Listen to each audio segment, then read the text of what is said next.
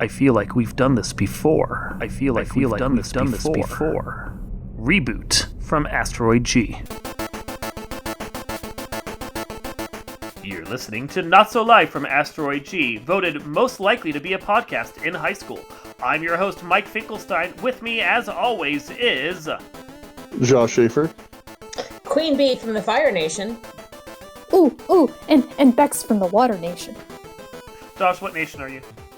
I forgot that we were talking about Avatar, and I was going to say Fire Lord Josh. And the funny thing is, in discussions off mic, we literally said, let's do the Avatar reboot. Hey, it's okay. Honest to God, I'm with Josh. I'm like, oh wait, I gotta say my name. And then B was totally on the ball, remembering what we were doing, because I was not. I was still thinking of Ben Schwartz being Dewey Duck. Oh, okay. We had a lot that we talked about between these two casts that we're recording today. That is fair. Yes. So, as we noted, just joking about the fact that people forgot what we were talking about, we are going to be discussing Avatar: The Last Airbender. We are actually going to be talking about rebooting this show, but in this particular instance, because we've never talked about it on mic before in any of our podcasts, like officially. But your mic. Shh. Get off my husband. No, I'll get on him. Hey, I know my place. It's behind you and Hecate, and I'm okay with that. Okay. Good. So, I think we should actually do a little bit of an overview of Avatar: The Last Airbender. So, for someone who's actually watched the show, because I have not, please speak up and tell me about Avatar: The Last Airbender. So you got this guy, okay? He's the Avatar. Okay. Is that the dude with the stupid arrow on his head? Yes, but that is only because he's from the Air Nation. Yeah, it's a tattoo, and it glows. Sure. But I don't think the other Airbenders, they glow. I think it's just because he's the Avatar. He's the Avatar. That's his Avatar state. Yeah, it's his Avatar state. You've already bored me. So what goes on in this show? Why do people give such a big shit about it? Because I don't. I can't get into it. So the first 3 or 4 episodes are kind of a little too kiddie for my liking, and Josette, my wife, has been trying to get me to watch Avatar for, I don't know, 10 to 12 years. And I gave it an honest try a few years ago, and I couldn't get into it because I thought the first episode was too kiddie. And I agree with that. The second episode wasn't much better. Okay. But then I just was like, oh, I want to see what happens next. And like the way that they develop the story and the characters is very nuanced, and just, it's at first it's like, oh, these are stupid kids having stupid adventures with no real consequences. This is the most powerful person on the planet, and he's immature as hell, and I hate him, and I want bad things to happen to him because he annoys me, which doesn't really change throughout the series. But they address it though, like they address how immature he is and whatnot. But there's like a lot of character development and like history and lore that is just brilliantly done. And and like the animation is pretty fluid too.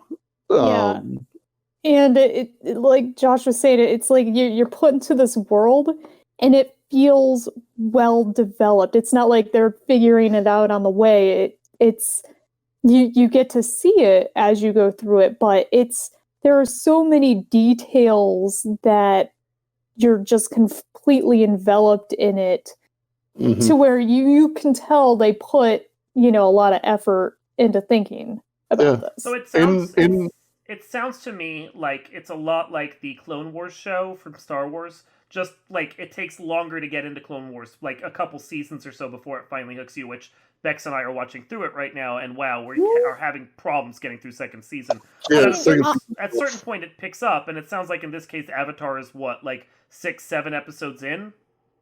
Ish, yeah. And like another good thing about Avatar 2 is that it talks about a lot of like real world issues veiled as parts of the story, like racism, gender inequality, animal abuse, like everything. Like it's very high in philosophy and morality and ethics. Like each episode is one of those like, hey, we're gonna teach you something good.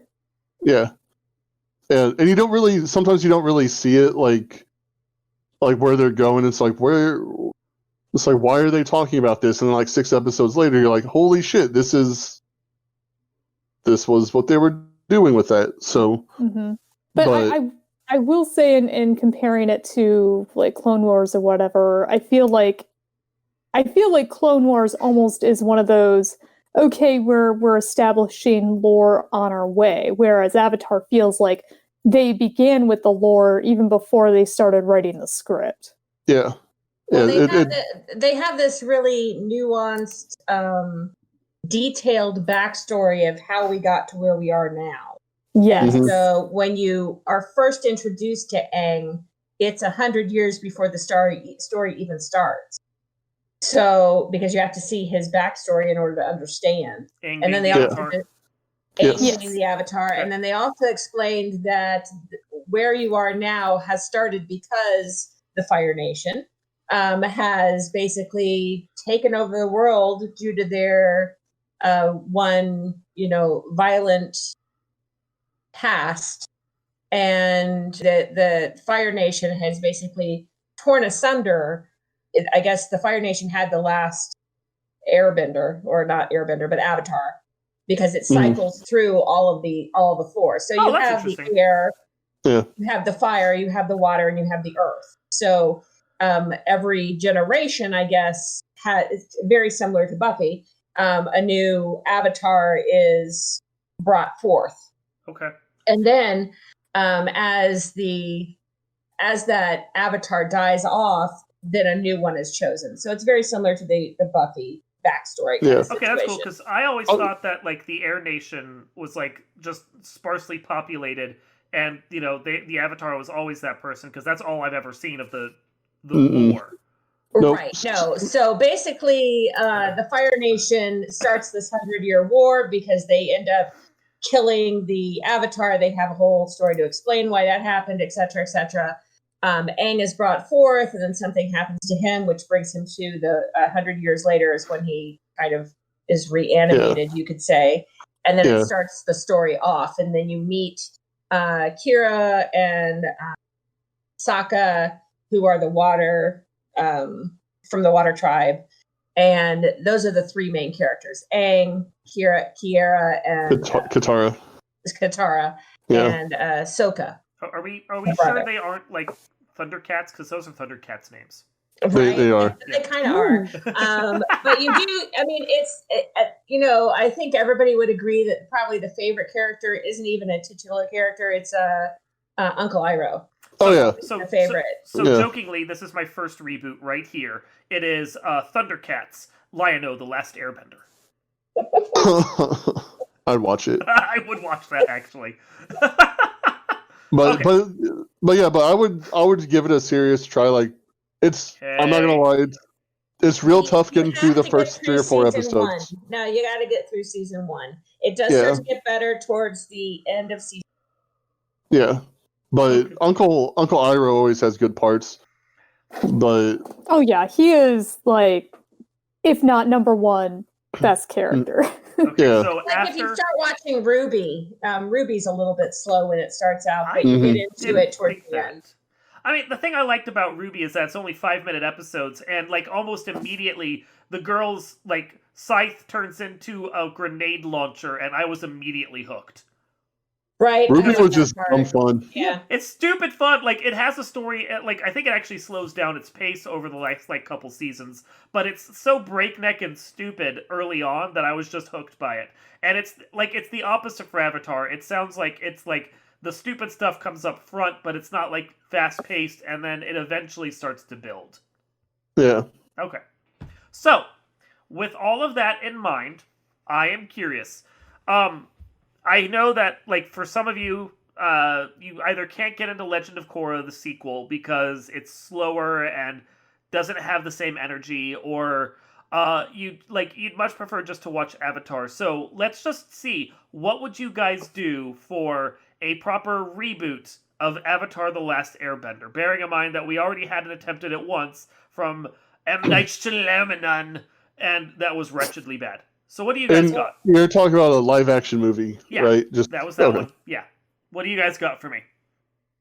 Anything you want, any direction. How would you reboot Avatar: The Last Airbender? Josh, would you agree with me that Peter Dinklage would be a great Uncle Iroh? Yes. Oh God, yeah. Aren't these The characters best. like Inuit or like Asian or something? Yeah, so they are. Yeah, that's another thing there's not very many I actually don't think there's any. But it's because it's based on an anime kind of style. Yeah. So I think everyone's East Asian or Yeah, so while I agree Islander. that Peter Dinklage should go in Indian. everything, I don't think Peter Dinklage should go in this. hey, He could be it's the a narrator. reboot. It's a reboot. Peter Dinklage could be in anything. Is he just this random white dude who just wanders into town? He's the magical white man? Make him Aang. I don't care. No, Ooh. no, you gotta avoid whitewashing this. Like, really, we gotta avoid that. Yeah. Okay, fine. So no Tom Well, Cruise I would either, I'm actually- sorry. That's fine. He's the last samurai. You know, the one thing you can do is you can use white people so long as they're the bad guys. Great. The Fire so Nation? White people is the entire Fire Nation. I mean, it feels like the USA is on fire right now, so that's okay. I mean, weren't the White Nation people a bit more pale than all the others? They The Fire were. Nation? Yeah. Fire Yeah. Nation. Fire Nation was a little bit more pale. Asian. They were still Asian, but yeah, they were more glow in the We dark just- than everybody else.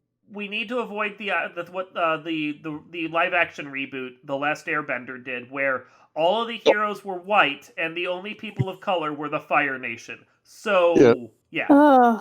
Well, I Yeah. saw a Yeah. side by side comparison. Yeah. Like there's a scene in Avatar the cartoon where Katara, who's a waterbender, Yeah. she's training on waterbending, and she has kind of a duel of sorts with a waterbending master, Yeah. and the animation's beautiful, and it's fast paced, and it's badass, and she's kicking ass, and he's kicking ass, and then someone put the same scene from the movie, and like waterbenders can like fling water like bullets, you know, like it's real fast, and this scene has her build up like some water, and it goes like 2 miles an hour at this dude, and he blocks it in the same amount of time that it took like both of them in the cartoon to have like a Furious fight. furious fight, and it's just like her moving water at a snail's pace towards this guy, and it's like supposed to be this epic thing that she's doing, and he's just like block it. Oh, jeez. The movie, And- from what I remember, the movie did not treat her well at all. She was basically a damsel in distress. I didn't even get through the movie, so I couldn't either. Like Becky and I watched the whole movie. That's the only Avatar I've actually managed to make it through, and it was. I don't hold that against the cartoon. And I knew going in it was an M. Night Shyamalan, and I just wanted to hate watch it, and it is terrible. And you know, I don't remember a damn thing about it. You're lucky. Well, if you wanted to redo this whole thing with Asian actors, Yes. I have I pulled tried up to- a list of the 25 hottest Asian male actors Ooh, currently yes. here. So yes. Um, He's I disagree a with the kid. He first- should not be played by a hot dude. it doesn't matter. I've brought up number 4. Coming in at number 4 is Daniel Day Kim. Where could we put Daniel Day Kim in this? What's he been in? was it he he was in he was the Lost. dude in Lost, yeah. Yeah. Let's make him Zuko. That'll be fine. Okay. He's a little old for Zuko. Like He's these guys also are he's Hawaii 50. 5-0. Oh, damn. Let's see. Another one is another actor from Lost. I mean, you have to have John Cho in the movie regardless. Yes. This Like, is amazing. John yeah. Cho, God, where to put him? John Cho. Okay. Yeah. You have Dev Patel. If he was a little bit younger, he would have been a great Sokka. You have Oh, yeah, he would have Stephen been, Yeun yeah. from Walking Dead. Let's see. I feel like you BD can get the Iron Wong. Chef guy in too. Yeah. I mean, there aren't a whole lot of young.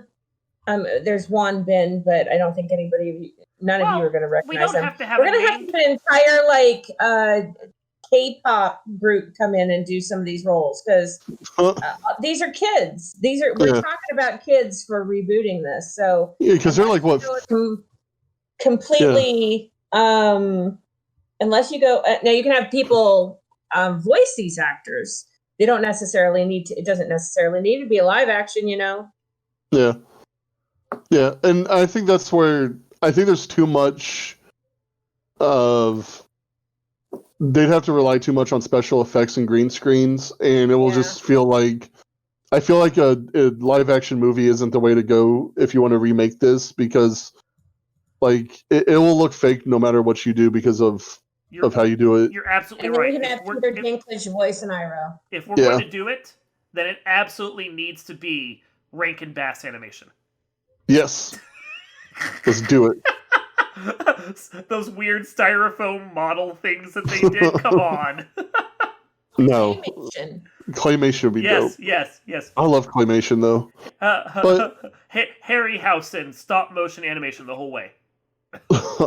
I mean, it'd be more exciting than the Last Airbender that Avatar. 100% would. It was oh my god, that was so bad. Yeah, but I mean, I think there's a lot of Asian actors and actresses that could help voice like I love Kim Jong, so he needs to be something. So what story do you guys want to do for your reboot? I mean, the story's pretty complex, so and I think that's where the movie fails is because there's so many aspects of the story that they'll end up missing that are important to the overall story that it would either need to be a trilogy because the way that the series is split up is book 1, 2, and 3 and then condense it all to one. Yeah, so you have book 1, 2, and 3 for the reboots too. So you have a trilogy, so it's automatically money right there. If you're Hollywood, you do book 1 as one movie, book 2 is one movie, and then book 3 is 2 movies.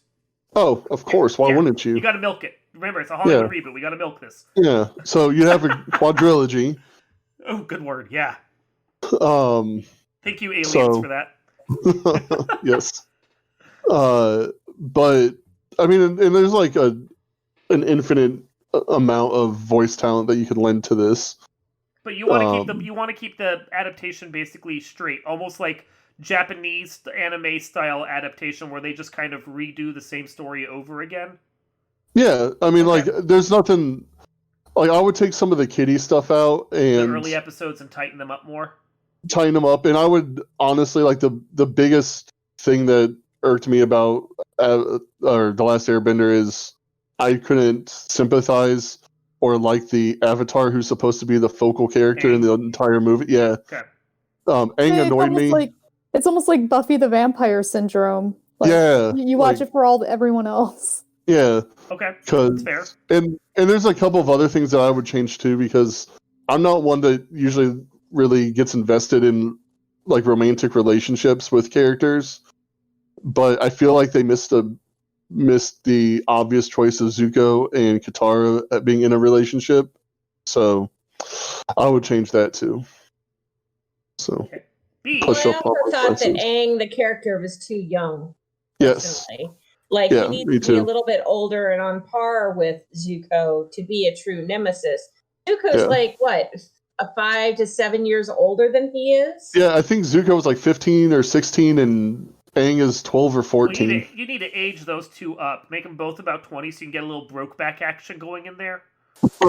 Sure. I mean, there's that there. I mean, that would appeal to a completely different audience, but sure. I think you'll get a lot of ladies into the theaters at that point if you put a little of that in there. Absolutely. So you have to make those two characters older. Yeah. You need to make the supporting characters on par with those ages within 2 to 3 years, so that it makes sense that Well,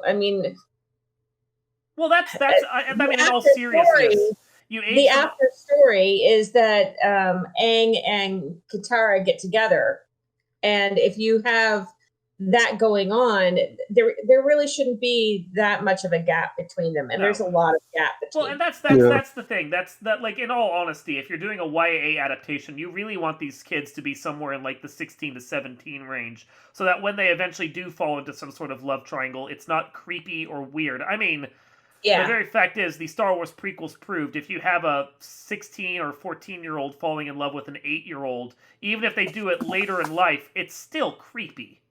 It's still super creepy. Are you an angel? Didn't you just get off your mom's tit or something? Why are you hitting on me, child? Back the fuck off.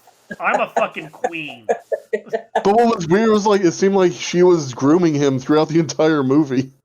I mean, I got a sisterly babysitter bond off of them, not like, hey, let's fall into bed when you're a little older. Like, ew. Yeah, exactly. Like I could understand him maybe crushing on her a bit, but then, it should be one of those learning experiences of like, oh, wait, no, that's not for me because age and other things. Yeah, it's gross.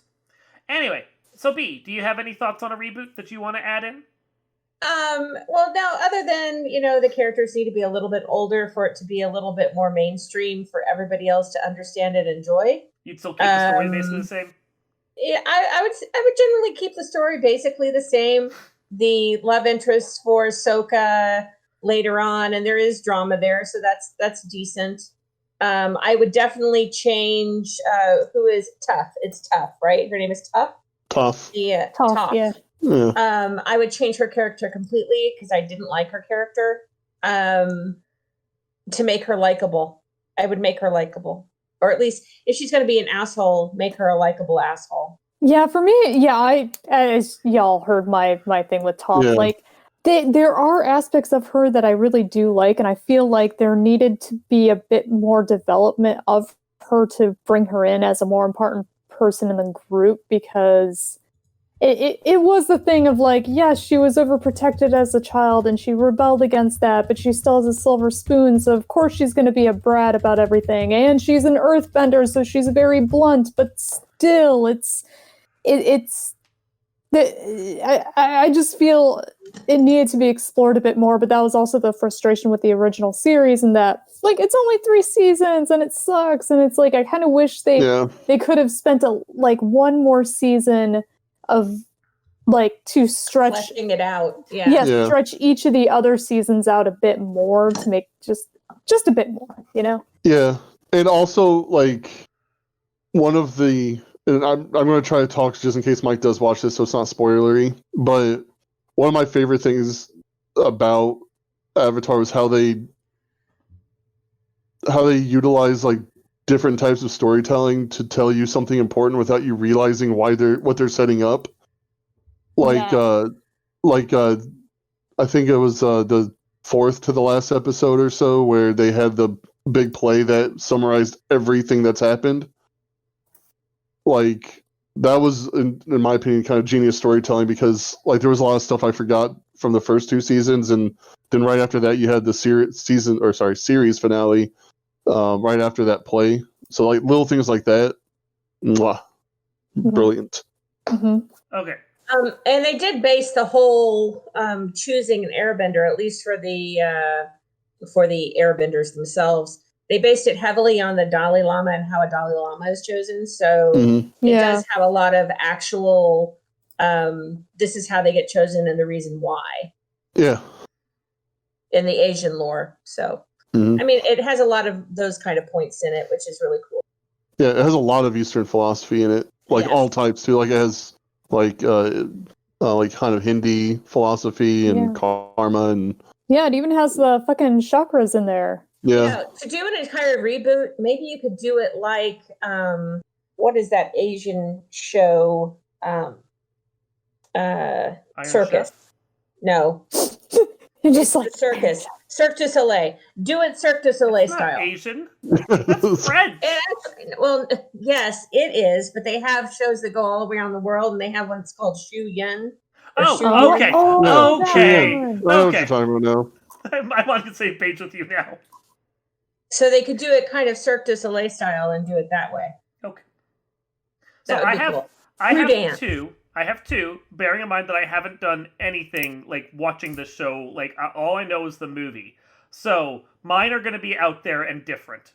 So the first one that I came up with, because I'm not beholden to the original story at all, is let's keep some of the basic mythology, but let's set it like, I don't know, 100 years in the future. And you have a new avatar being chosen, and just because, feminism and let's make her a girl. And then she's having problems with... Wait, no, I just made Legend of Korra. So that's not going to work. Let's just... no. Okay, you can't just say you just made Legend of Korra only I was because thinking you about made the avatar a girl. Well, no, but I'm thinking about stuff. Do you have an idea about how we do it where the Avatar is a girl? I mean, honestly, I was writing stuff down. Is yes, have her be a lady. Okay. But not And suck. have it. What's that? But not suck. But not suck. Because I'm kind of taking like pulls from Korra and from Toph Okay. or Toph, Whatever. where it's like, okay, it's a lady, but she's the Avatar, so she's used to being treated special. Okay. But then, she goes through some hard knocks to kind of tone her down. And well, the story does explain that avatars can be male or female. And they actually show a few that are female. Yeah, in the history of it. So it's just that this particular incarnation is male.